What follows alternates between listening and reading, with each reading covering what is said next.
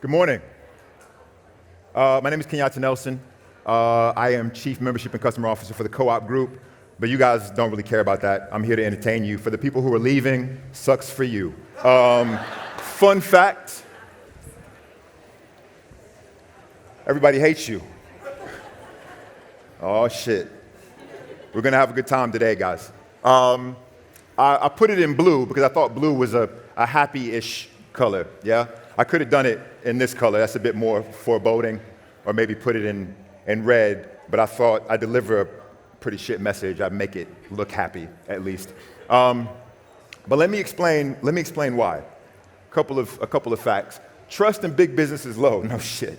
Less than 43% of people trust businesses at the moment. Economic optimism has collapsed. Less than 40% of people in the UK are optimistic about the economy. And here's one of the reasons why. Disposable household income is at its lowest level in about, 8 years? It's about $5,000 per quarter, 1,500-ish pounds per month. Some of you guys spend more than that at Costa. 2 times the people who feel like the system is working for them, 2 times people feel like the system is working against them versus for them. 60% of Brits are sick of businesses saying they're going to make change, commit to change, and then seeing no action. 60% of the UK's population feel like the government is moving in the wrong direction. 60%, it's a huge, huge number. And 29% of people, only 29% of people trust the government. Wonder why? Rishi Sunak asked stores to cap basic food prices. Hooray! 2 days later, I'm not even joking, UK Sunak scraps plan for supermarket price cap after backlash. What's happening, right? So this is one of the reasons. So it's probably better to say not that, but more like this. It's a cause for celebration, actually. This is one of the reasons why Mental Trend Agency is saying power to the people is a rising trend over the course of the next several years. Because lots of people in the UK, and not just in the UK, across the Western world, are feeling like we need to kind of sort of go at it alone. But wait a second. Why do you hate me? Why do you hate me? I spend so much money on you. And my God, do we spend a lot of cash. Globally, the advertising market is about $730 billion spent on media. That's an enormous number. $420 billion of that in digital marketing. That number has grown 3 times since 2015. That's a CAGR growth rate of around 40%, just shy of 40%. Meanwhile, our businesses are growing at 3. 40 growth, 3. 40, 3. There is a winner. It ain't you. It rhymes with oogle and feta. So here's the issue. Media inflation is outpacing consumer market growth. Media owners are growing significantly faster than the businesses that they support. And meanwhile, you have chief financial officers walking around the office looking like this. Let me just pause for a second, because there's a guy in this video who I think is even better than him. Look at this guy. I think he must be the finance director who works for the CF. He's disgusted.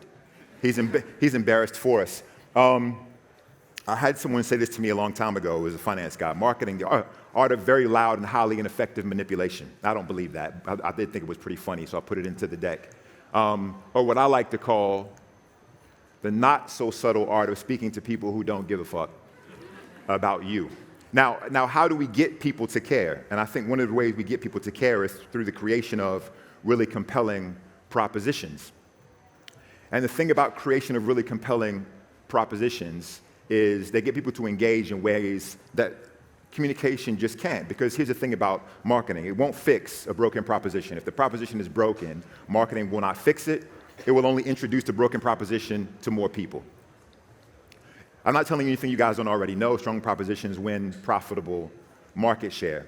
But what they also do is help us to do a few things. One, deliver genuine value to customers. And I use the word genuine specifically and with intention, because lots of us believe our businesses are customer-centric, and we're focusing on the creation of value additive and accretive propositions. But I would challenge us to think about what is it really, really that the customer is expecting from us and wanting from us, and are we focusing all of our time, energy, and attention on that thing? And incidentally, it also does this. It gives the communications team something to actually talk about.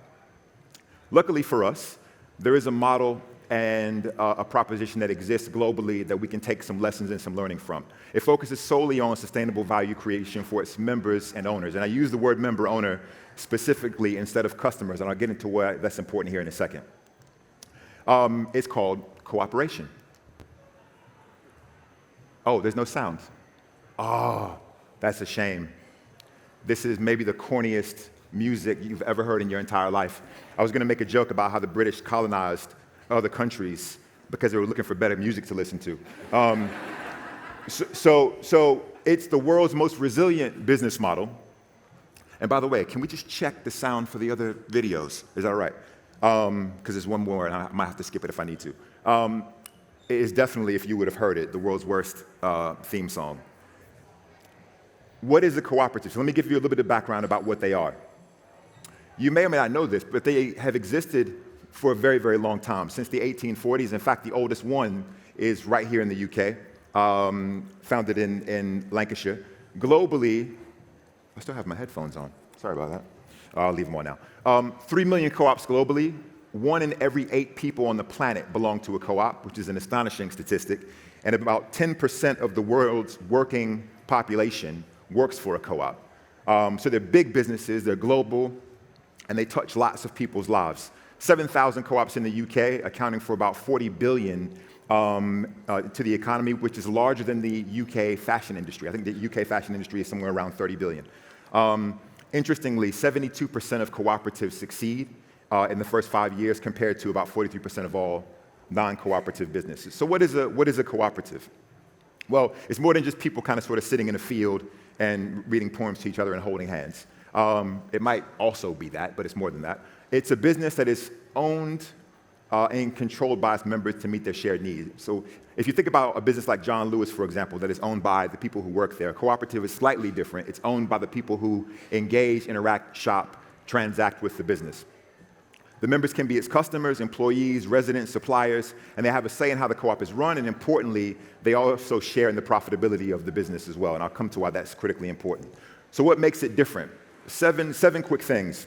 1, it's member-owned, so no shareholders, it's owned and controlled and exists solely for the benefit of value creation for those members. I'll talk to you a little bit about why there are some amazing co-ops around the world that have grown significant market shares by focusing on this first principle. The second is it's democratic. Every member who participates financially gets 1 vote, 1 say, and you can never own more than 1 share. And so it's democratic in the truest sense of the word, in both in profitability and dividend sharing, and also in a say in how the business is run. It requires economic participation, so every member must participate economically. Sometimes that looks like £1, sometimes that looks like opening a bank account at an owned cooperative, but every member of the cooperative, who is also an owner and also a customer, participates economically. Next, it's independent. I talked about no major shareholders, and it is an independently run business, and there aren't shareholders or activist shareholders involved. It offers education, training to all involved to develop and promote the cooperative movement. That might look like, in the case of our cooperative, academies that we own, about 30 of them. It might look like training for the people who work in the movement, and anything in between. It works with and supports other cooperatives. Some of the largest and most successful cooperatives in the world have found that success by cooperating and partnering with other co-ops to build an ecosystem that is irresistible and indispensable. And then it helps to support the community it exists in. The first cooperative founded here in the UK was founded because it wanted to provide affordable and quality food for people who were literally being poisoned by the food they ate here in the UK back in the 1800s. So it existed for the sole purpose of not just the commercial efforts, but also the societal ones as well. And that's an important principle for the business. Okay, so why is this important? I think this is a great example from a cooperative mutual name nationwide, which you guys will be familiar with. Co-ops principally, unlike other businesses, focus on the creation of really strong customer propositions. Those propositions drive member participation. That participation drives incremental profitability, and that profitability drives the increase in the compelling nature of the proposition, and thus the cycle continues. Strong proposition, participation, profitability, and it goes and goes and goes. The difference between cooperatives and other businesses, primarily the profitability is not siphoned off to shareholders. It is reinvested in the business to increase the compelling nature of the proposition so that all members of the cooperative benefit. And thus, you see the nationwide example here. I think they just released this a few weeks ago. It's about sustainable value creation for all involved, customers, colleagues, members, and community. And hopefully, if this video works, we will see, you'll get a sense for what I mean here. Fingers crossed. If not, we'll skip through it. And the rest, as they say, is history. You see, old business models, they're dead. It's all about sharing. Whether it's cabs, homes, hotels. You listening to this? The sharing economy. And their company is a $60 billion company now. Real dollars, billion. Come on. So when are you geeks gonna come up with the next big thing, huh? Well, I mean... Am I paying the rent on that stupid startup house for nothing? Am I paying for beer, pizza, ping pong tables, and that stupid bike for nothing? Actually, you didn't... Figure it out. pay for that. Just gotta start with something ordinary, you know? I can't. Well, let's think of something. I'm trying, I am. What do we do, like, every day? I don't know, eat, sleep, drink. No, it's gotta be something you pay for, stupid. Come on, think. Okay, I pay for things I buy. What did you say? I buy stuff. You buy stuff. So it's an app? No, it's like an idea where we invite everyone to kind of develop a place to buy stuff owned by Themselves. And how's that gonna work? I don't know. That's what you guys gotta figure out. So combining consuming with owning, sort of. Exactly. A huge thing, kind of co-owned by the people that would give them tons of benefits, like discounts every time they bought something. Maybe. I think you're talking about real stores. So it's an app? No, a real chain of stores that's gonna sell everything from groceries to bicycles. And everyone can be a co-owner. We will use the power of many to press prices. Like sharing economy. I love it. Now this is it, you guys. So do you have a name for it? Yeah, we have been working on one. I came up with this. Co-op? Like cooperation? Of course. Coop. Ooh, that's a catchy name. How is it even possible no one ever thought of this before?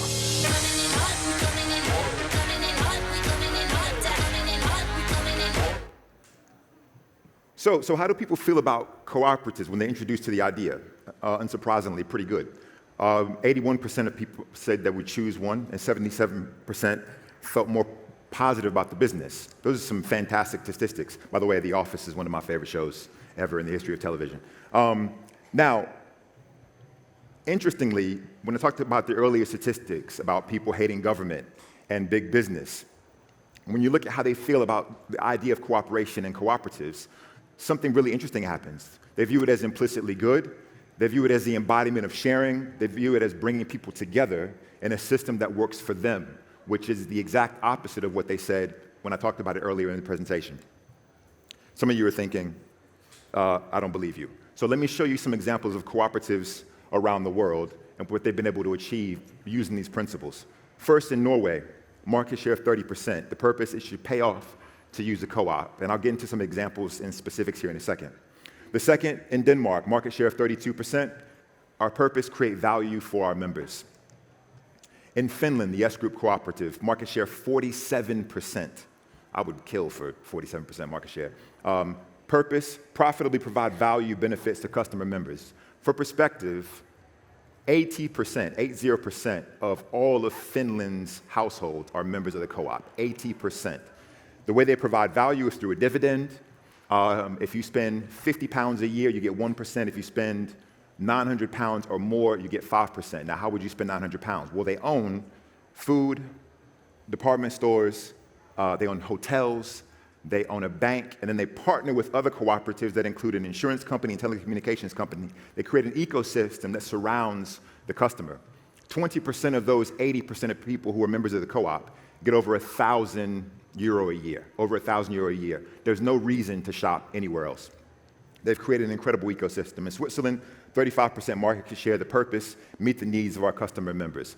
Sole focus on member or sustained value creation for the members who also own the business. Going back to my earlier point, it's around creating an ecosystem that is irresistible and indispensable, and focusing on the creation of real and sustainable value creation for members. This is, I think, an image that typifies what cooperatives do better than any other business model or proposition on the planet. Think about the redfish as either member owners or even other cooperatives. They come together for a singular purpose, and that is about creating sustainable value. And it's back to that cyclical example I talked about. A strong proposition drives participation, participation drives incremental profitability, and profitability is reinvested in the creation of a more sustainable and more compelling proposition. Now, most of you don't work for co-ops. So what about you? I think there's some lessons that we can learn from this business model. And although you don't work for a cooperative, you do know how to cooperate. It's something we all learned very, very early in life, hopefully. Some of us maybe a little more than others. Three things I'll call out. I think the first is it's more about us than it is about me. Now that sounds kind of sort of obvious and sophomoric, but I think so much of what we do, and most of the business I've even operated in, and some of you work in, are not focused on true and genuine value creation for customers. And the question I would ask you guys to think about is how much of our investment, our time, our energy, our effort goes really into the creation of things that are perceived to be highly valuable by the people we serve. The second is we can do more together. Lots of businesses want to own things, want to build things. You don't always have to build it yourself. You can partner with other people to create a more sustainable ecosystem and a more irresistible ecosystem. And focus on building the relationship for the long term. And retail in particular, for the retailers in the room, you know that short-termism tends to rule the day. And cooperatives, because it's about sustainable value creation, and because every member owns the business and participates economically, they have a vested interest in making sure that business is sustainable. And I would argue that for all of our businesses, if we thought more long-term, we would create a better value for our customers and more sustainable business models for ourselves. The way that translates is thinking customer first, partnership, and looking for ways to partner with, whether that be suppliers, customers, or even third-party partners, and then thinking long-term. Again, this is super obvious, but I think there's elegance in the simplicity here. And I think if we do those three things, it allows us to create value that is tangible, really, really tangible. The quote that I would use is, the most valuable businesses in the world are the most useful businesses in the world. I think utility drives value perception, because if you're not useful, you're useless. And so the question I always ask myself and the teams is what we're creating going to be viewed as useful for the customers we're engaging with? So it's tangible, it's expanding, and as a result, it's sustainable. We can continue to invest in it, continue to do so profitably, and continue to create that virtuous circle. With 2 minutes to spare, that is my time. And hopefully, if I have to hit this button, you're going to hear this really terrible song. Let's see what happens.